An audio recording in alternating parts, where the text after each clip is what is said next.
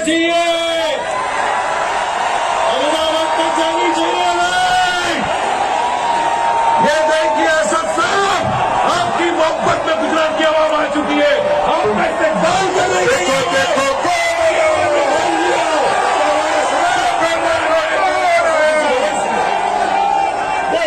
से हमको अपनी तहजीब से महरूम करना चाहती है। इनको पैगाम मिल जाएगा कि अब दोबारा मुसलमान भारत का मस्जिद खोने को तैयार नहीं है।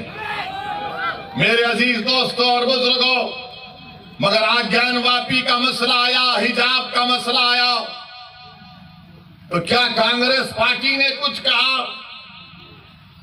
कोई कांग्रेस के लीडर ने कहा? नहीं बोलेंगे। क्या समाजवादी के या आप पार्टी के किसी कायद ने कहा? नहीं बोलेंगे। क्यों नहीं बोलेंगे? क्योंकि इनको मालूम कि मुसलमान तो डराओ, इसको डराओ और डरा कर वोट हासिल कर लो।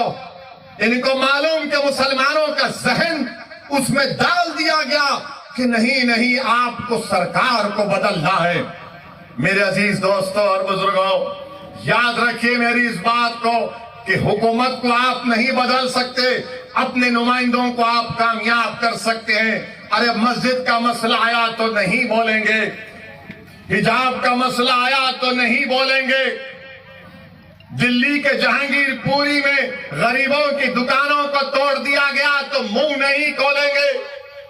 मैं जब दुकानों को दिल्ली में तोड़ा जा रहा था, जब बुलडोजर दुकान के पास पहुंच चुके तो किसी गरीब ने मुझे फोन करके कहा कि ओवैसी क्या तुम आओगे या नहीं आओगे? मैंने कहा जरूर आऊंगा। पहली फ्लाइट लेकर दिल्ली को जब पहुंचा, हमारे दिल्ली के मजलिस के सदर कलीम हफीज साहब से कहा कि हमको जाना है। हम गए वहां पर, उसी मस्जिद में जाकर नमाज मगरिब अदा की। रास्ते में रोजा खोलना पड़ा, वक्त हो गया था। जिस मस्जिद के सामने उसकी दीवार को और गेट को शहीद कर दिया गया था। आप बताइए क्यों नहीं गए ये तमाम पार्टी के लोग जो मुझ पर इल्जाम लगाते हैं, जो मुझ पर इल्जाम लगाते? जाना था ना, नहीं गए। क्यों नहीं गए? क्योंकि उनको मालूम मुसलमान को डराओ और वो खुद ब खुद आपको वोट देता रहेगा। मैं इस मिजाज में तब्दीली पैदा करने के लिए आया हूं।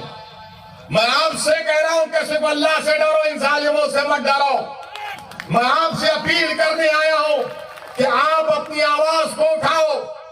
अगर मुल्क में ये तमाम हालात पैदा हो रहे हैं तो उसका मकसद क्या है? कि भारत के मुसलमानों को डराया जाए, उनको खामोश कर दिया जाए और उनको मुसलमान सिर्फ उनकी घर तक रखा जाए और बाहर में मुसलमान के कोई मजारे ना करे। मैं आपसे अपील कर रहा हूं कि हम घर में भी मुसलमान बनकर रहेंगे, बाहर भी मुसलमान बनकर रहेंगे। हालात कुछ भी होंगे मगर हम डर कर मायूस हरगिज नहीं होंगे। हम डर कर अपने घर में नहीं बैठ जाएंगे। हिकमत के नाम पर बुज़दिली के मजारे नहीं करेंगे। मैं आपसे ये नहीं कह रहा हूं कि तशद्दुद पर आ जाओ। मैं आपसे ये कह रहा हूं कि अपने हौसलों को बुलंद रखो।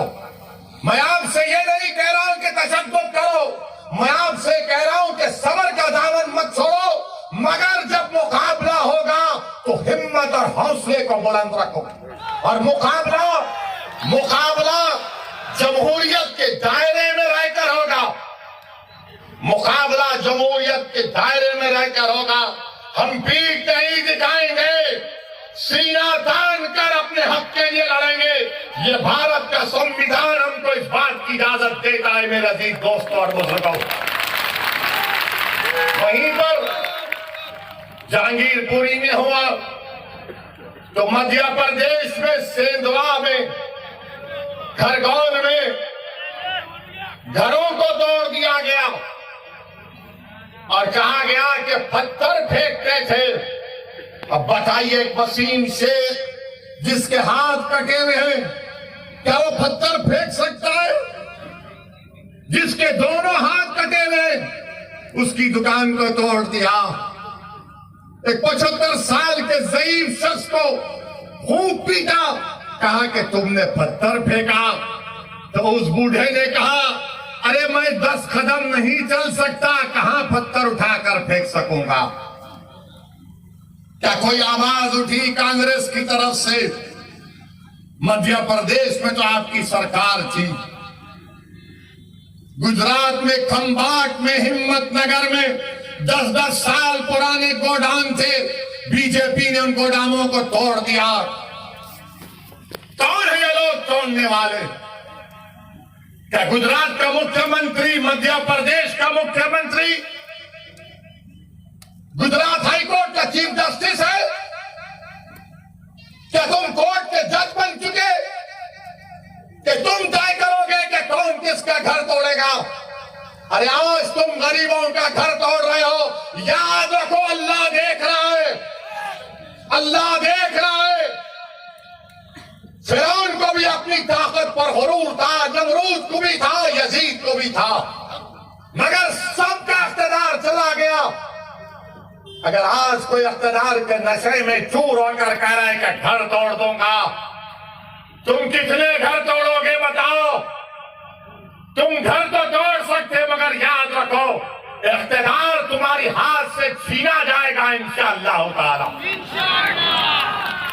इख्तियार किसी के पास नहीं रहता। बड़े बड़े लोग आकर चले गए। जब अलेक्जेंडर दुनिया से जा रहा था, जिसने आधी दुनिया को फतेह किया, तो उसने एक वसीयत की थी कि जब तुम मेरे जनाजे को लेकर जाओगे तो मेरे हाथ को खुले रखना। लोगों ने पूछा अलेक्जेंडर द ग्रेट, इसमें क्या हिकमत है?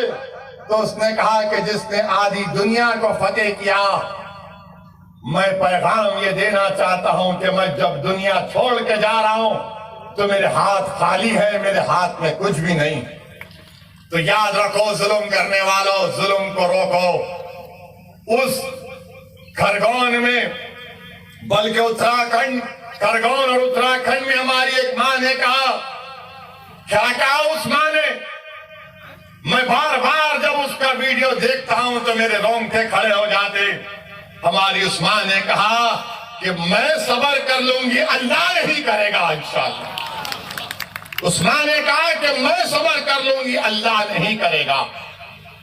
और मैं आपसे अपील कर रहा हूं कि अल्लाह पे तवक्कल करो, जिद्दोजहद करो मेरे भाई, मेरी मां और बहनें, जिद्दोजहद करो। सूरह आल इमरान में अल्लाह फरमा रहा है कि सब्र करो, कमर बस्ता हो जाओ और सिर्फ अल्लाह से डरते रहो। हमको जिद्दोजहद करना है।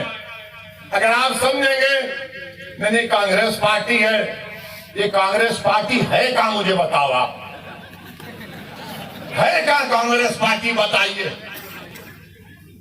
उनके मोहतरम बेचारे हर थोड़े दिन को कहीं ना कहीं गायब होकर निकलते। आखिर है क्या कांग्रेस पार्टी?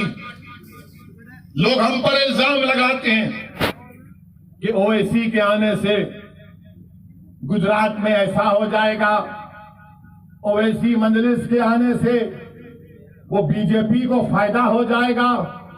मैं कांग्रेस पार्टी से पूछना चाह रहा हूं, आपने गुजरात में आखिरी मर्तबा सरकार कब बनाई थी? बताओ कांग्रेसियों, तुमने गुजरात में आखिरी मर्तबा अपनी सरकार कब बनाई थी? आपको मालूम है? कितने साल हो गए? कितने साल हो गए? बच्चे तो नहीं देखे और नहीं देखेंगे इंशाअल्लाह। आप जो बुजुर्ग देखे वो देख चुके, वो भी नहीं देखेंगे। इतने सालों से ओवैसी नहीं आया, इतने सालों से साबिर नहीं आया, इतने सालों से मजलिस नहीं आई। आप कैसे हार गए? कैसे हार गए?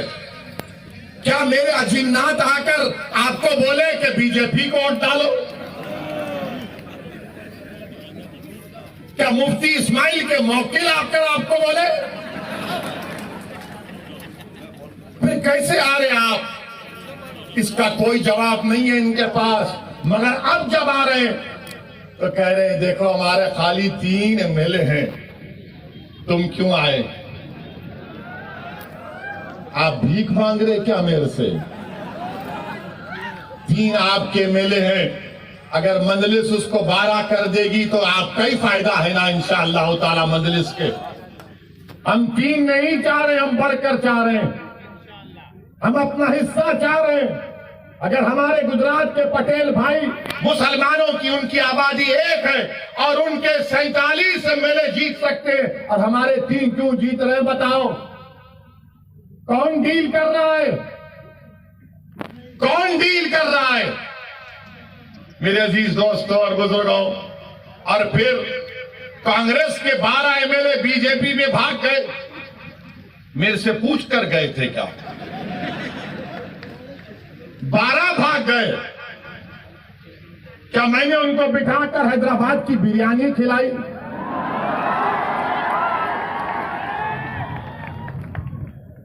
वो तो मेरी बिरयानी नहीं खाए, वो तो नरेंद्र मोदी का ढोकला खाकर चले गए बीजेपी में। Subscribe now and press the bell icon. Never miss an update.